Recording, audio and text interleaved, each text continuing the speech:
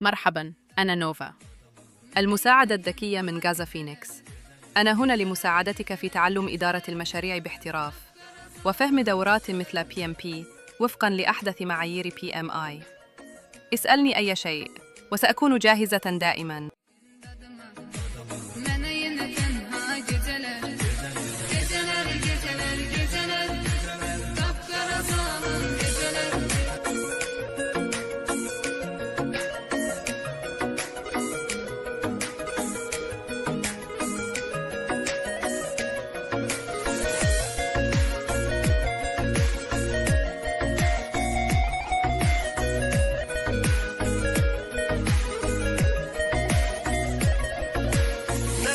Həsrətdən alışaq, şəkillərə baxıb danışaq.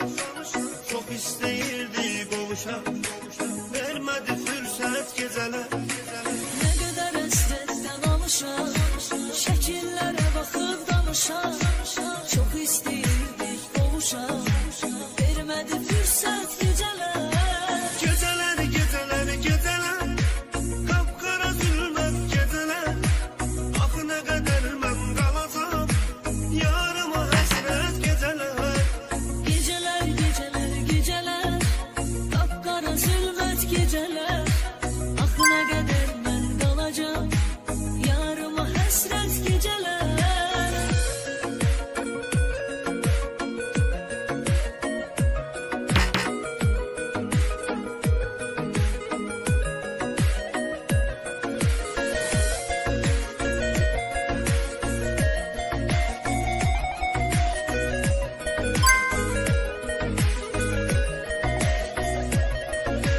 Yox daha dözməyə halım, nə qədər həsrətdə qalım.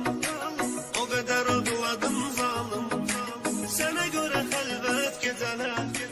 Yox daha dözməyə